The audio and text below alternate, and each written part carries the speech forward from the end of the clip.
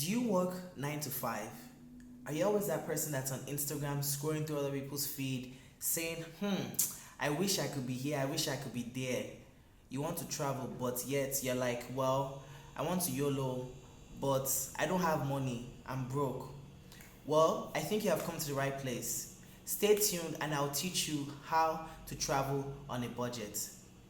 Yes, you heard it right. How to travel on a budget. Boom, boom, boom, boom. Welcome. My name is Yinka, aka YiNkZZ.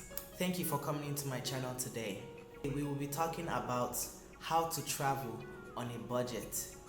And I will be giving some basic steps that I've used, that I've researched, that has been passed down to me from some great travel hackers and great travel experts, and has always proven to work every single time, 100% of the time. If perhaps at any time during the video you feel like there's more tips that you got, drop them down below in the comments, or if you feel like they don't work, actually drop them down and I will try and prove you wrong. We'll be looking into basic tips on how to travel on a budget. So let's get started. Number one, you first need to know where you're traveling to. So many people these days want to travel. However, they look through Instagram, clicking. That's nice, that's beautiful. But they're not even sure where they want to go. So I think we need to start by determining where you want to go. Determine where we need to go, where we want to travel to. Is it going to be far? Is it going to be near? Is it going to be another state if you live in the States? Is it going to be another country? Canada, Mexico, South America? Are you going to go to different? Where do you want to go to? You need to figure that out. That's the first thing first. Second thing is, number dos, be flexible. So what do I mean by being flexible? So when I'm talking about flexibility, that means travel on off-peak season.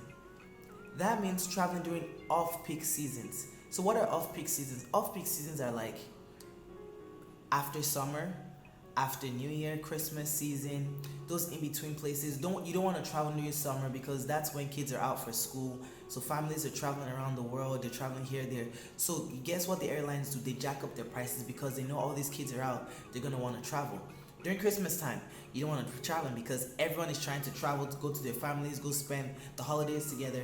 So guess what? You don't want to travel during those seasons. Of course, I'm not saying if you have to travel, then you have to travel. But if you're trying to travel on a budget, I'm guessing you're trying to go somewhere. So perhaps it's best that you travel during off-peak season. So for instance, let's say I lived in San Diego, I want to travel to somewhere. Let's use for example Mexico. We're in Mexico, Puerto Vallarta. Perfect. So we're going to Puerto Vallarta. Now, if I personally want to travel, I'll probably do that somewhere after summer. So let's say between September, October, November, one of those 3 months would be when I would say I'll do that trip because the flight would be a lot more affordable. Number 3, make sure you do your research. Research on the place, research on flights, research the country you want to go to exactly. There's always little tips and stuff around. So for instance, flights. By the way, any of the websites that I'm giving to you here, I'm not sponsored by them. So these are just recommendations, stuff that I've used that has proven to work, and I'm definitely highly recommending you guys to use it. They 100% work all the time.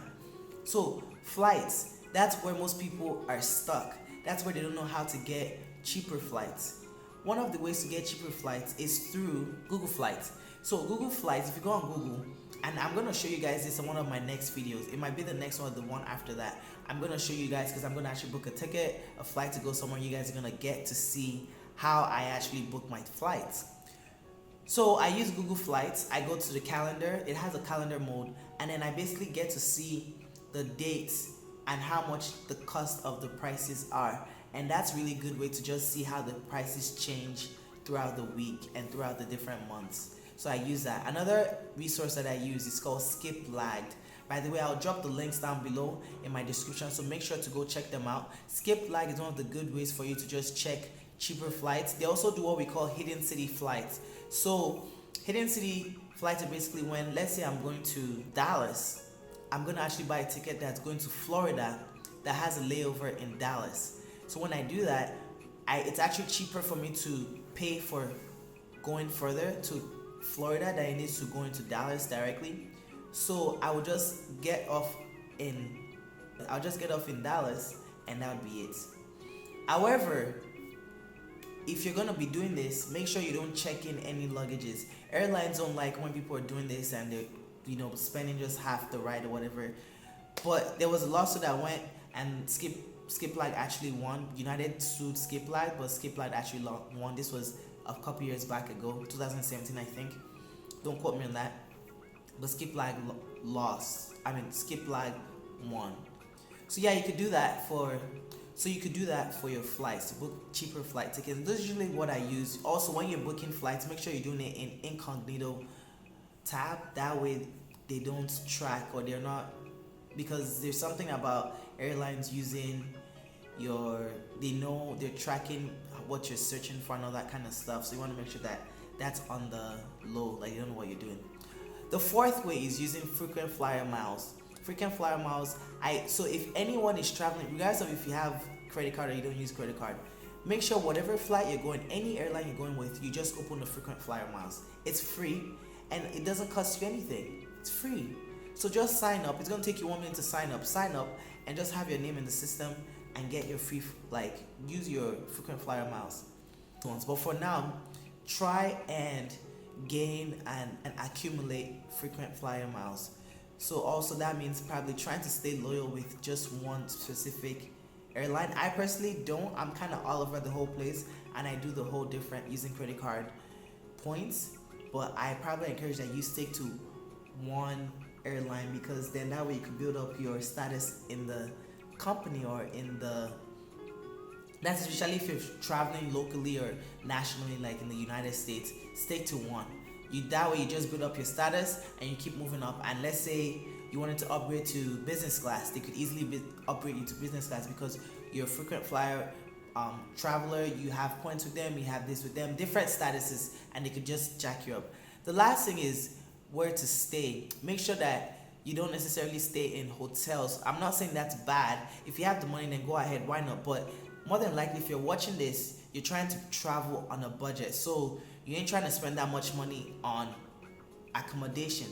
So then I'd say what you need to do is search for Airbnbs. There are Airbnbs worldwide. Actually, a lot of them tend to be a lot better and nicer and cheaper. For instance, I went to Acapulco a few months ago and I did this Airbnb. Turned out to be one of the best, amazing things. It was very cheap, probably I think $40 a night or something. It was very cheap, very nice. It was worth it. Absolutely worth it. So make sure you check that out. Also, hostels, those are also great recommendations. So let's say you're going to Europe and stuff like that. Doesn't matter what country, search for hostels. There's multiple opportunities to stay in hostels. Hostels also offer different kinds of activities or tips and whatnot. You might meet different people that you might be able to explore the country that you're going to with. That adds on to the experience. Traveling is all about experience and experiencing life. There's so much to see, there's so much culture, there's so much food, there's so much everything, diversity in this world. So travel, enjoy yourself, enjoy your life, because you know what? My friend said I said YOLO, but my friend said no, it's not YOLO, it's YODO. You only die once. YODO. So guess what? You only die once. So make sure you enjoy your life and enjoy it to the fullest. You're young, whatever, travel. And yes, you can travel while on budget. If you have any questions, if you have any more tips, drop them down below in the comment section. I will be more than welcome to respond to you and tell you how that goes. Again, thank you very much for coming by. If you liked my content, make sure you make sure you subscribe if you haven't subscribed, and join the little family that we have on building. And make sure if you have any comments or anything, drop them down below. Please ask me questions, give me tips, tell me how I can improve, tell me what you want to see me talk about, tell me what you want to see me do. And yes, I will be definitely looking forward towards that. Again, thank you very much and have a blessed day. Remember, be a light. Bye for now.